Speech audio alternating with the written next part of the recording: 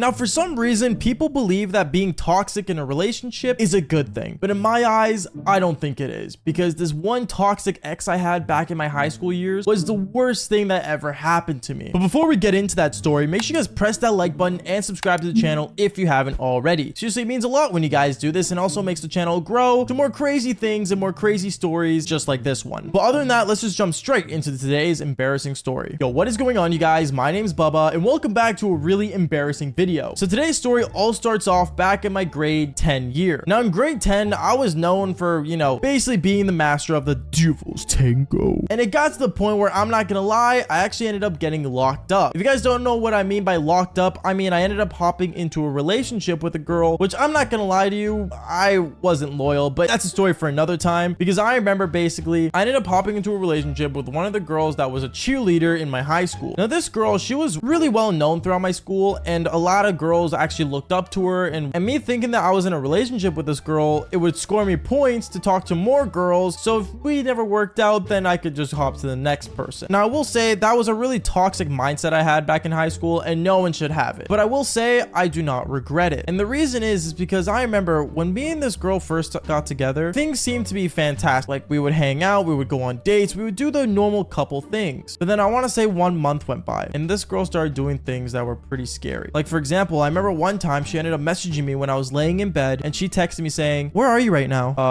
I'm at home. "Are you at home, Baba? Are you really at home?" "Yeah, I'm at home laying in bed." "Send me a photo right now." I remember I ended up pulling out my phone and sending a photo of me being in bed, and she ended up saying, "Baba, that doesn't look like your bed. Send me your location right now." And then finally she ended up believing that I was at home, and then she ended up saying, "Okay, so you are home. Okay, well, I'm coming over right now. I need to talk to you." I remember she ended up coming to my door literally 5 minutes later as if she was already on the way when she started texting me. And I remember I let her in down to my room and me and her, we started talking. I ended up saying to her, "Yeah, like what's going on?" "Baba, honestly, a lot of girls are talking about you and I just need to make sure that you stay mine." What does that mean? What? I remember at this point I was super confused on what this girl was talking about, but in a way, I guess she just wanted to, make sure that I was her. So blah, blah, blah. One thing led to another. As you guys may know, I do this a lot on this channel where I say I ended up doing the Devil's Tango. And that's what I did. And me thinking everything was calm and everything was good, things ended up getting more toxic.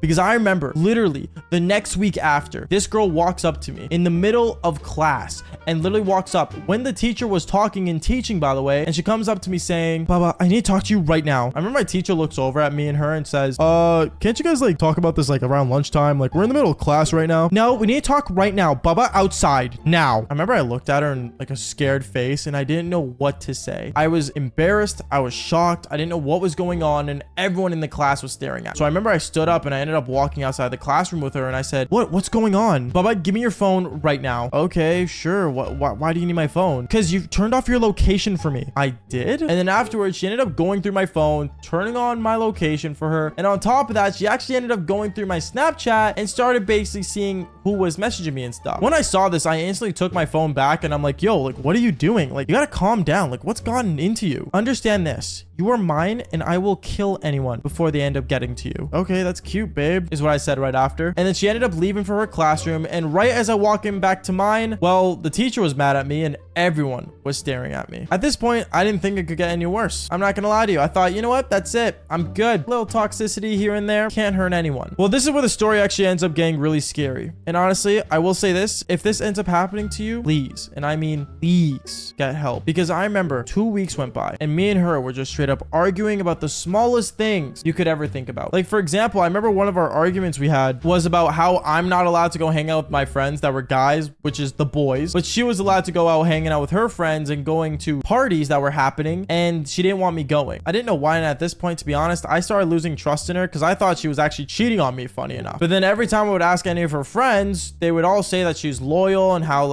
she would never go near another guy other than me. So obviously I decided to give her the benefit of the doubt. And I remember there was this one time 2 weeks later that happened. Basically, she ended up messaging me saying that she wanted to come over and hang out with me. I said, sure, why not? She ended up coming over, and then I remember me and her, we ended up doing the Devil's Tango. once again, and I had to go to the bathroom. I'm not gonna lie to you. So I ended up getting up and going to the bathroom and, you know, deciding to take a waz, because that's usually a normal thing to do after you bust, which only guys would know that. Girls, if you're watching this, a little too much for you guys to know, but going on. And basically, I remember when I came back, the girl I was seeing, my toxic ex, was being super weird. I didn't know why. I didn't know what was going on with her, so I kept asking her questions like, hey, is everything all right? What's wrong? And instantly at that moment, she's like, oh, like, I have to go. And she ended up basically getting up and leaving. I didn't know what was wrong with her. I didn't know what she did, but basically from there, I ended up just ignoring it and hoping that everything between me and her were finally normal. Now, this is where everything gets really awkward, because I remember as days went on, me and her, every time we talked, she seemed like she had more trust in me than ever.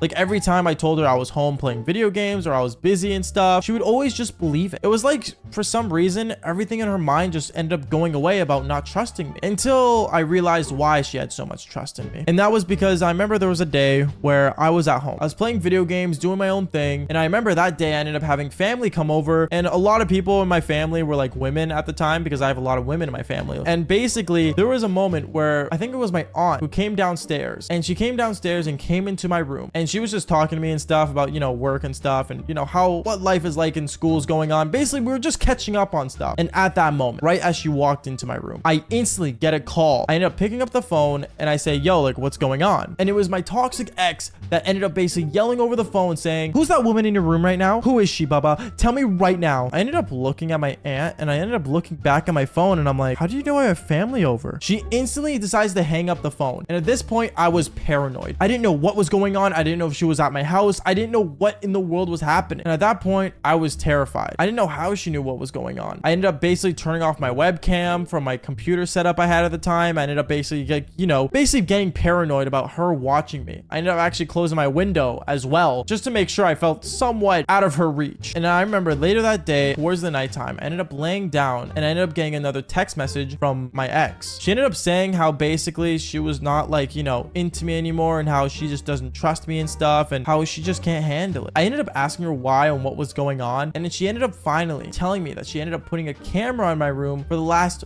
month. At this point, I remember I ended up asking her where the camera was, and she literally put it in my bookshelf that I never touched because I don't read, and my parents decided to put it there for educational purposes. So I remember I started freaking out, and I instantly decided to basically go to my bookshelf, get the camera, and see what she's seen. And I'm not gonna lie to you, this girl literally saw everything from me beating my eggplant, getting changed, everything. I gotta say, this was the most toxic ex ever. And I remember when me and her broke up, the first thing I did to get back at her was I did the devil's tango with her best friend. Anyways, guys, that is basically it for today's embarrassing story. Make sure you guys press that like button and subscribe to the channel if you haven't already. And like I always say, follow for more embarrassing stories just like this one. Peace out, guys.